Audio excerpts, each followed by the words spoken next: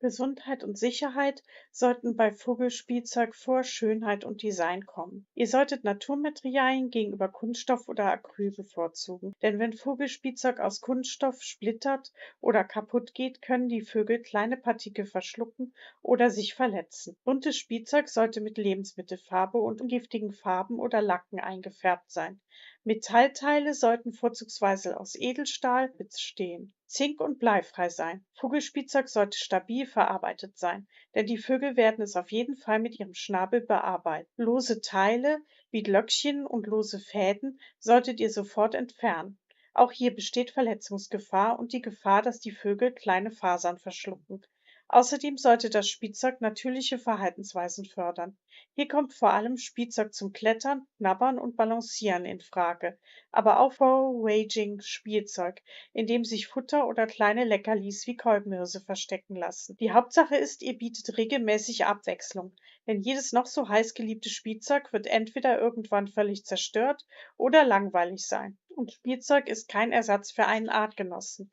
Also Finger weg von diesen furchtbaren kleinen Plastikvögeln, die ihr auf die Stange stecken könnt.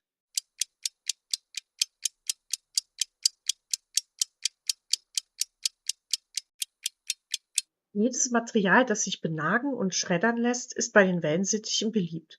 Bevorzugen solltet ihr wegen der Gesundheit der Tiere Naturmaterialien.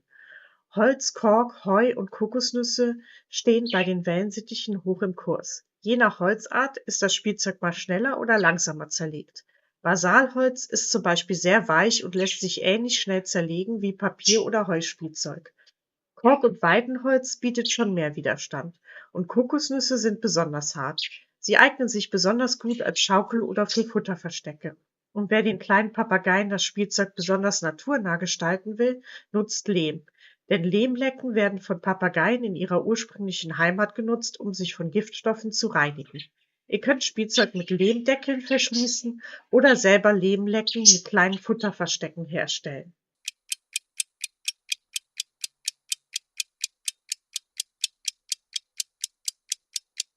Da Wellensittiche liebend gern an allem knabbern, Gardinen und Möbel mit eingeschlossen, solltet ihr ihnen Alternativen anbieten. Sonst zerlegen sie euch aus Langeweile und Neugier schon einmal die Wohnungseinrichtung.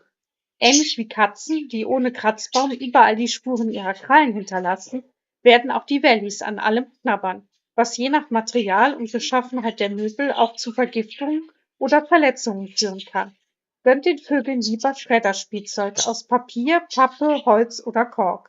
Das können die kleinen Nagetiere nach Lust und Laune vor allem gefahrlos zerlegen. Dann macht es auch Spaß, ihnen dabei zuzusehen.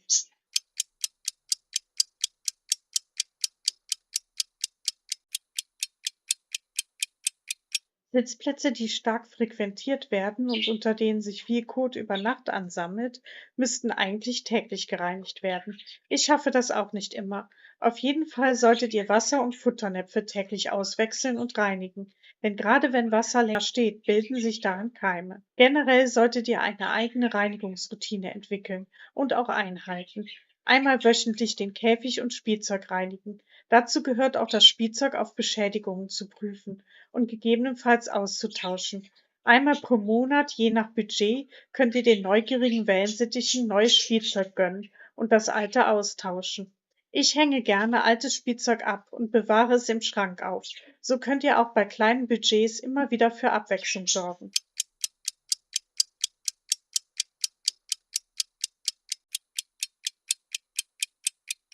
Wellensittiche sind sehr intelligente Vögel und langweilen sich schnell. Deswegen ist es so wichtig, für neue Beschäftigung zu sorgen.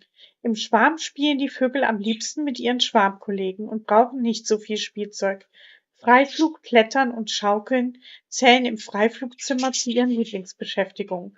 Dann kommt auch schon das Nagen und Schreddern ins Spiel. Vor allem die Hennen lieben es, Korkröhren zu zerlegen. Dieser Nagertrieb beruht wahrscheinlich darauf, dass die Vögel Nisthöhlen für ihre Brut brauchen. Aber keine Angst, in den Korkröhren hat bei mir noch kein Wellensittich ein Ei abgelegt. Außerdem gibt es mit Weidenholz, Papier und Pappe genug Möglichkeiten, selbst Spielzeug zu basteln. Wellensittiche lieben es auch, Gegenstände in Bewegung zu setzen oder dabei zuzusehen, wie etwas herunterfällt. Dazu eignen sich kleine Gitterbälle oder Weidenbälle aus Holz, aber auch rohe Nudeln oder kleine Holzteile. Da die Vögel in der freien Natur die meiste Zeit mit der Futtersuche verbringen, sind Futterverstecke oder Wühlspiele wie die Wühlkisten besonders beliebt bei den Wellies. Welche Spiele mögen eure Wellies? Waren meine Vorschläge dabei oder habt ihr noch andere Ideen? Und wie hat euch das Quiz gefallen? Wusstet ihr alles schon oder waren einige Antworten neu für euch?